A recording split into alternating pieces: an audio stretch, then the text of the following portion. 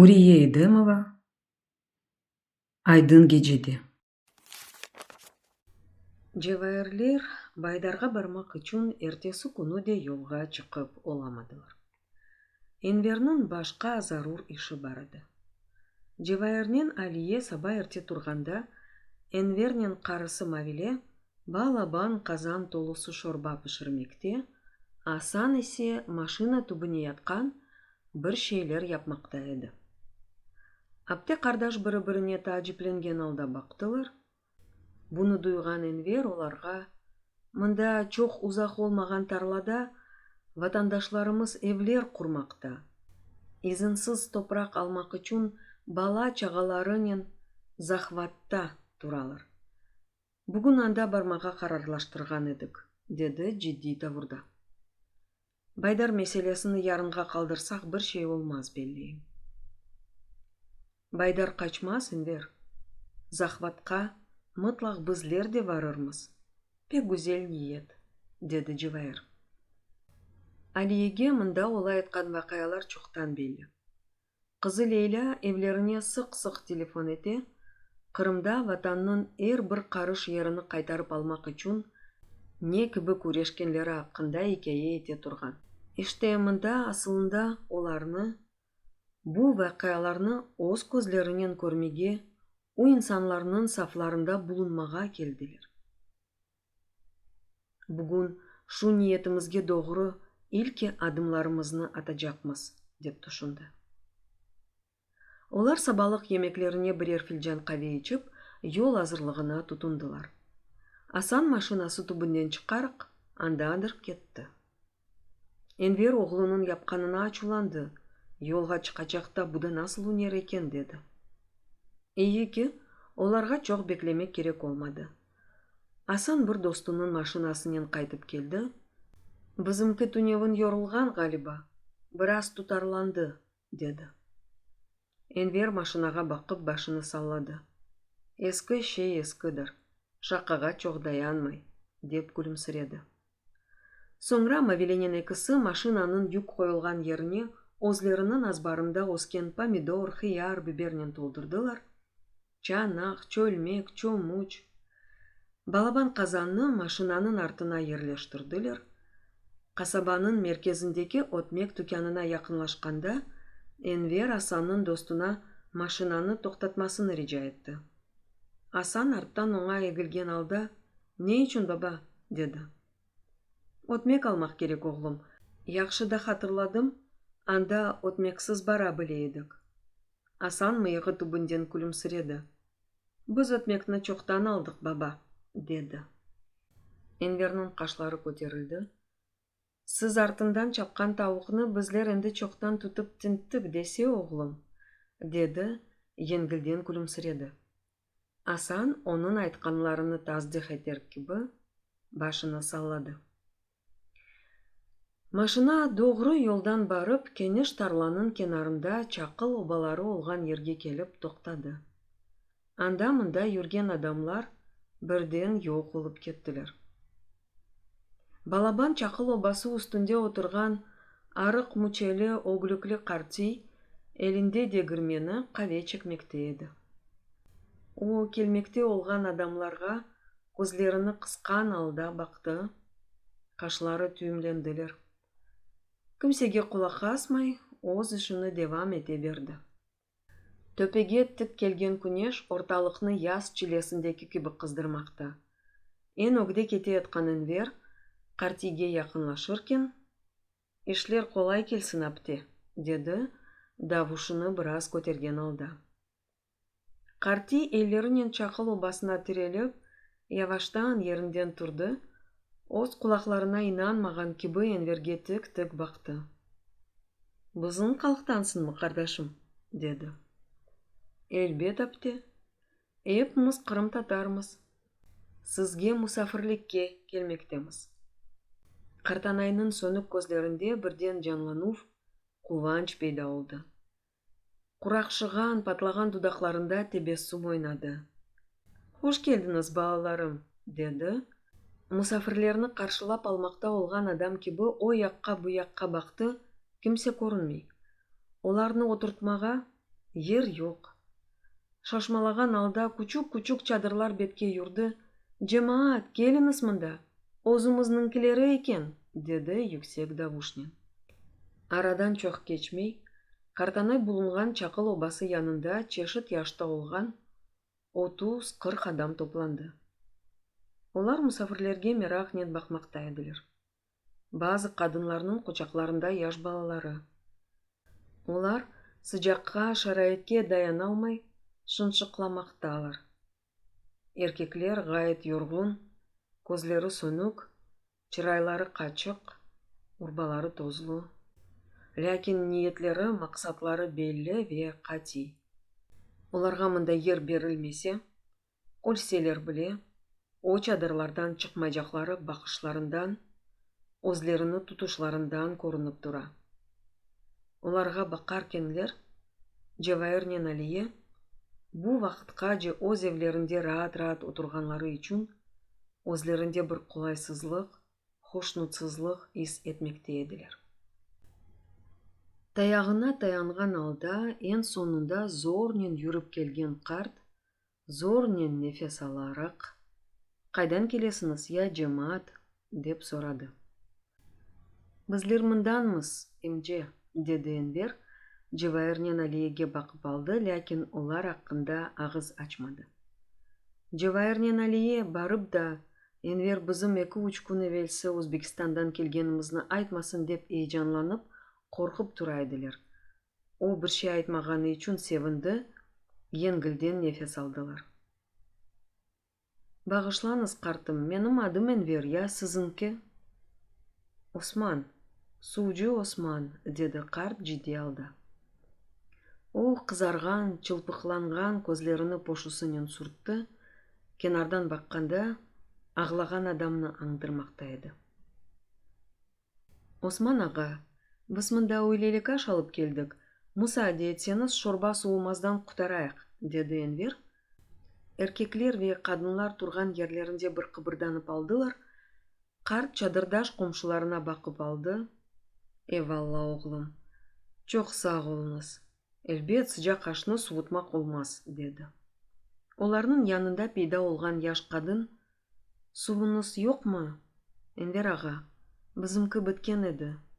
Сууга кеткен балалар да көрүнмейлер. Балачыклар суусадылар», деди. «Var, суумуз да бар, чайымыз да». «Асан, Экрем, суу флягасын алып келиңиз», деди Энвер машина янында турган оглонлорго. Олар суу ве чай сабутларыны чакыл обасы янына кетирдилер. Соңра экиси биролуп кайнак шорба толуу бияз алюмин казанны машинадан зорнен жерге тушурдулар. Мавиле кимсеге кулак асмай озунун ишине тутунду. Сыжак ве инсаннын иштиасыны ачыжы кокулуу шорбаны чанакларга бошотуп башлады. Асан менен Экрем бир кенарда махсус тактачок үстүндө отмек-кесмекнен мешгул эдилер. 2-3 адам помидорнен хыяр дохрадылар. Көз кыясындан оларга баккан карт теренден кокус кечирди.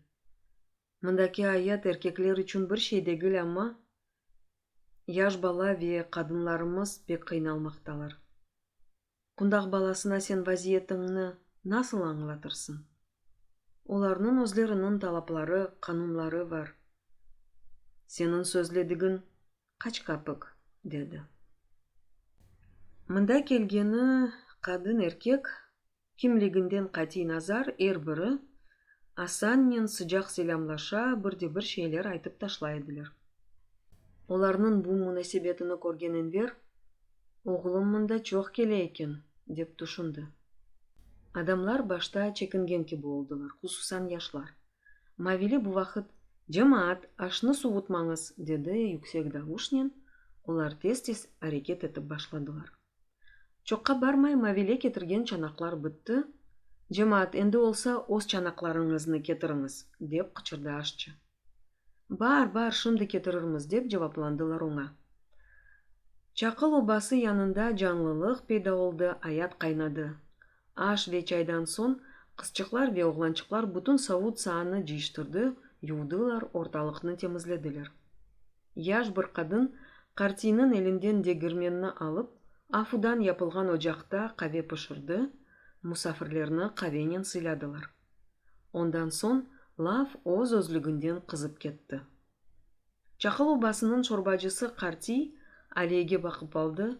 Sizlerni cemaatimizni aydaştırmaga kelgen anavi melunlardan belledim, dedi. Ozu-ozundan oşlandı, şakıldap güldü. 12-13 yaşlar kararındaki bir oğlançık ona itiraz bildirgen gibi "Bitay" dep taşladı. Olardan korkup otumuz patlamay, ama ne kadar desen hepsi bir baş küteler. Köpekке talangan же çalını dolan degen alda iş tutamız işte. O kafirlerinin kavga etip oturmaga kimnin vakti istegi var? Karti kakıldap güldü. Başka yapmaga işleri olmasa katnay versinler. Bizler indi mında ayak bastık. Çıkarsınlar bakayık. Aliye'nin başında çeşit fikirler dolanmakta.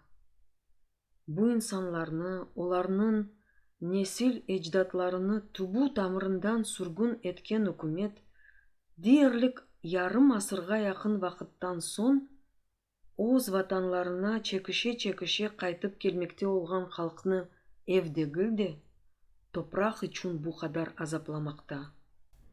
Yarın o bir gün güneşinin bu sıcağı eksilecek, kılıçını sallap kış gelecek. Bu tarlada boranlar sızgıracak, karlar yağacak. Cemaat kayda baracak? En esası mından ketmege olmay. Teşkeruvler kattı tırnakçalar içinde tertip nizam talap etili. Onun çatalı fikirlerini kartının gursiyası uşkuttu. Biraz daha sabır etermiz. İzin verilmese, hepimiz beraberlikte her birimizge birer küçük muaqqat evçikler tizer çıkarmız. Yok kart baba, menim anam babam mında kavi temelli eki katlı balaban ev kuracaklar. Demi su soragan yaş dülber kadın, endi su içi bayağı ozune kelgen 5-6 aylık oğlançıkını elleri üstünde oynatıp söylemekteydi. Böyle bakkanda kimseden fark etmegen bu insanların her biri Aliye'nin tasavvurunda ana vatanları için kureşken birer karamanlarga çevirildiler. Aliye Taşkent'te olganda kızından tez haber alıp tura, böyle bakkanda onun yapkanlarına çok itiraz etmesi de, başında herhalde bu kadar aşıkmak gerekmeydi, dissertasiya kurçalagan son evge kaytıp gelmek, beraberlikte tuşunup taşıngan alda iş tutmak gerek edik, degen fikir dolanaydı. Onun ne gibi horluklar çekkenini tasavvur ederek yanıklana turgan. Doğmuş evladının oz maksadı yolunda nasıl çekişkenini bu insanların misalinde bugün daha da açık gördü. Lakin şimdi yanıklamak degildi, ozunu bu insanlar safında hissetti. Yürekten gururlandı.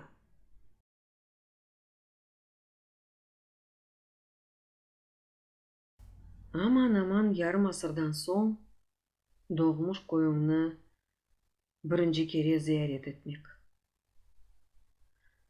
Bu Korantay için mukaddes borç. Enver o gündeki filcanını karısı Mavile'nin ogüne sürdü. Suvumasın, ozun iç, dedi. Mavile ona itiraz bildirmedi. Onun yürek bulanıvı devam etkenini anladı, sustu. Enver oğluna bakıp aldı. Hasan, hazırım baba degen manada başını yengilten kakıttı. Cemaat, bugün baydarga ketemiz, dedi.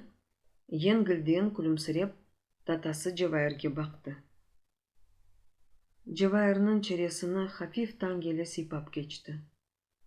Çırayı birden ağardı. Ne demek olsun? Barıp bulsalar, bütün yaşlıknen görüşecek. Sonra akılına birden Aliye'nin kızı Leyla tuştu. Mında kelgenimizge ozunuz bilesiniz. Aliye daha barıp kızı Leyla'nın görüşüp olamadı. Zanımca başta ona barmak gerek edi, dedi şaşmalagan alda. Yok, ağam doğrusunu ayta. Башта койымызны барып көрмек керекміз, деді Алие қателікли. Мен оныңнен телефон вастасымен яқында лақырды еткен едім. Алие көйлеріне чоқ керелер барды. 1963 сенесі кожасы Эмирнен берабер Ақярда тесадуфен rast келген балабан бір юк машинасынен бардылар. Айдавчы койде бір евчі көгінде тоқтады. Когертесіндегі бір қач балабан құтыны о евге ташыды. Эмир юклю пытақлары қорадан тышқа егілген терекке тік-тік бақты. Узанып пытақны өзіне чекті. Сап-сары ереклерні жиып башлады. Ev алдында маса башында отырған яш қадын мен еркек тырнақча içinde хырсызға құжыр-құжыр бақтылар. «Ей, не yapasın sen анда?» деп қычырды еркек кіші. «Ерік жиям», деді Эмир, озыны сықмаған алда. Айдавчы келіп дүмен башына отырды. «Ev sahipleri o günde meni қолайсыз алға қалдырдыңыз», деді, бурны түбінден мыдырданған алда. «Yok dostum, biz degildi, олар бізден ұтансынлар. Олар шымдыки ev чатып яшаған дүлбер evni бір вақыт bizim бабаларымыз құрған еділер. Тереклерні де олар отыртқан еді. Яни, жефасыны олар чектілер, сефасыны бұлар сүрелер. Бізге да олардан ұтанмақ керек ме?» Айдавчының чырайы түрленді. «Сізлер Қырым татарсыңыз ма?» деді шашқын алда. Эмир оның сөзлеріне таздық еткен алда башыны саллады. Айдавчының сары қашлары бірден маңлайының ортасына же көтерілді, ләкин башқа сөз айтмады. Дерсін бүтін диққаты юлда. Эмирнен Алие машинадан Вадинің мерkezінде тұшып қалдылар. Орталық қараңғылашып башлаған еді. Юқары мағалеге көтеріліп башладылар. «Қараңлықта bizim evimizni tapып olurmuz mu?» деді Алие rahatsızlanған алда. «Tapmağa taparmız, ama biz анда şimdi бармамыз. Doğrusunu айтқанда бармаға istемейм». «Я анда gecelecekmiz», деді Алие шашқын алда. «Дағда, Чуку байырының жапында. Киік hayvanlardan қорқмайсың mı?» «Dört ayaklı soylarından degil, екі аяқлылардан сақынмақ керек Алие», деді Эмир түшінчелі алда. Элбет, эртесі күні олар дағдан түшіп, Алиелерінің evlerine бардылар. Ләкин 50 яшлар қарарындаки толу вүжутлы қадын оларны софадан içeri кірсетмеді. «Мында мен бір өзім дегіл 4 қорантай ашаймыз. Қалғанлары шынды іштейлер», деді. Алиеге қапылар кілетлі олғаныны білдірді. «Сіз яшаған одаға кірмек мүмкін мі?» деді Алие тұшқыдалды. Қадын чырайыны сыпты. «Анда сізден қалма бір şey yok. Қалса біле, сен оны қайдан таныжақсың? Мындан қуылғанда бір күчік бала олғандырсың», деді. «Еш şeyde дегіл. Bu evni құрған, мында яшаған insanlar şimdi dünyada yoklar. Мен ана бабам неки bu evde яшағанларыны көрмек, білмек істейм». Қадын кене сытық чырайынан «Мен кетмек керегім ашыққан», деді. Алиенің omuzundan tuttu, үйтемек ынтылды. Алиенің içinden ачув, нефрет далғанланып чықты, ләкин өзіні елге алмаға тырышты. «Яқшы, шымды кетерміз, ләкин сіз азырланып чыққанжы, бізге evнің артына кечіп бақмақ мүмкін мі?» деп сұрады Алие. Қадын елекарлықнен күлімсіреді. «Мүмкін, ләкин сен кечіктің, çok кечіктің. О алтынларыңызны мында бізден evvel отырғанлар тапқанлар. Біразыны сатқан, Ақярдан балабан ev алғанлар. Алтыныңыз ақиқаттен де çok екен. Қалғаныны ондан үкімет тұтып алды. Шерден махсус адамлар келділер. Evнің o günü артыны бір сүйем ер қалдырмай терен етіп қазып чықтылар. Андан мұндан evvelden қалма паралар чықтылар. Булар энди уйдурма, деди Алие ачууланган алда. Алтын вакыясыны Алие де жакшы катырлай. Evlerinden surgun olmazdan 2 kun evvelsi, anası Alime ona pek düzber bir kumuş kutu göstergen edi. Onun içi yüzükler, küpeler, çeşit gerdanlıklar altının dolu edi. Adi altınlarını o evvel görgen edi. Lakin bu keresinde kutunun içinde büyük ateş tüsteklerini görgende şaştı. Onların üzerinde başına yağlık gibi bir şey bağlı erkek kişinin resmi var idi. Aliye anasından bu nasıl altın ekenini soradı. Bular dukat, altınlarının paşasıdır, dep gülümsiredi anası. Sonra anasının ikisi o kutunu evinin ardındaki sarımsaklar içine gömgen ediler. Sürgünlükte cenkten kaytıp kelgen bir cenkçi doğmuşlarından evlerinde yaşagan kelmeşekler o altınlarını tapkanlarını eşitken ediler. O şimdi başka şey hakkında düşünmekteydi. Kardeşinin Kırım'a ketecegini eşitken Cevahir o vakit Aliye, koyumuzga barsam, evimizin ardında pıçma taşlardan birinin üzerinde Arap harflerinin babam ve anamın adı, soyadı ve ev ne vakit kurulup başlagаны ve bitkeni hakkında yazılar olmak gerek. O tura mı yok mu baksa degen edi. Lakin kadınga bu hakta bir şey aytmadı. Doğmuş vatanı, ana babasını, bütün varlığını gayip etken adam için altın joymak ne demek olsun, dep gülümsiredi Aliye. Aliye'nin altın meselesinde ozunu sıkmaganını görgen kadın ona taciple baktı. Sonra dudaklarını büzdü. Bak, dedi kinayalı sesle. Aliye'nin emir bu kelmeşek da aytkanına peşman etmesin dep aşık acele evinin артына aylandılar. Lakin ikisi de birden toxtadı. Evinin art divarında yüksekçe bir taşının üzerine tertipsiz alda kara zift yakşı etip ayalangan edi. Anda bir türlü yazı görünmey. Birkaç yıldan sonra Aliye anda kene bardı. Bu keresinde evde adam çok edi. Dolu vücutlu kadın endi bayağı eslengen edi. Aliye'ni көргенінен tanıdı. Eski tanışını көріп кубанган адам gibi sirek dişlerini ısıtıp gülümsiredi. Men sizni көргенімнен tanıdım. Zaten sizni tanımamak mümkün değil, dedi ciddi alda. Siz o zaman pek açulangan ve bizler mында mutlaka kaytıp gelirmiz. Ongaca barırmiz. Episi bir mında kaytıp gelirmiz, degen ediniz. Aliye gülümsiredi. Onun meselesini hatırlap olamayım, lakin geleceğimizni biledim. Endi ise şunu aytmak isteyim ki, bizler mında bütünley kaytıp gelmektemiz, dedi kati davuşlu. Ondan sonki keluvlerinde Aliye ve ağaları artık o kadını görmediler. Musafirlerini onun kocası ve oğul kızları karşılap aldılar. Kadının bu dünyadan göz yumganını bildirdiler. Kocası hatta kuyudan su çekti, musafirlerge kuyu suvu içirdi, nezaketlik bildirdi. Bu gece bizde musafir olabilirsiniz, dedi. O vakit Aliye oz azbarlarını, koylarını dolanır eken yürekten yanıklandı. Olar yaş kadınga domuz kubresi tübünde kalgan gibi göründü. Orta mahalledeki çeşmenin başında kocası nenekisi ellerini betlerini yudular.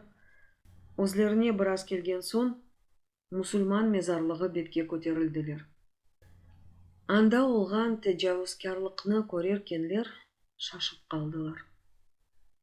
Mezarlık bozulgan, viran etilgen, baştaşlarını ciştirip alıp Rus mezarlığını sarıp algan kora yapkanlar. Musulman mezarlığı bulungan yerde bir kaç balaban ve tereň çukurlar kazılgan. Taze topraklar içinde insan kemikleri yatalar. Kayda çevrilseler, фыркылдап жүрген домузларга арас келдилер. Алиенин ичиндеги нефретни, яныкны, атешни элемле көз яшлары биле бастырып оламады. Ләкин evlerine кайтып келген соң, бу фажия акында чок вакытка же агыз ачып бир сөз айтмады. Инсанның йөрәгендәге янык не кадар терең, алевле ачы олса да, вакыт деген шей уны савыштыра. Соңундан Алие татасы Жеваирге бу акта хикая эткен эди. Эм бу вакыадан соң чок вакытка же анда аяк басмаган эди. Шымды о башка истекнен, ниетнен келмекте. Бүтүн өмрү бою сүргүнлүктө жашаса да, хаялы, фикри, умуты өз ватанында болгон. Эм бу мукаддес дуйгуну башта кардашларына, соңра өз балаларына ашлая билген татасына, эң буюк арзусуна, ватанына кавуштурмак үчүн келмекте.